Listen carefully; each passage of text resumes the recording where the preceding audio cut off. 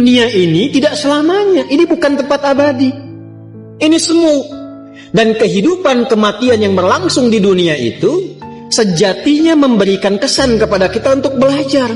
Kumpulkan bekal bagaimana caranya di dunia ini berhasil, di akhirat meraih kemuliaan. Itu yang dimaksudkan surah Al-Mulk itu. Surah 67 di ayat yang kedua. Walladzi khalaqal mauta wal hayata liyabluwakum ayyukum ahsanu amala. Ahsanu itu isim tafdil. Ya, dari kata hasanah tadi. Jadi kita mengumpulkan hasanah, tapi orientasinya akhirat. Dan untuk mencapai ke titik itu, Allah berikan bentangan jalannya disebut dengan ibadah.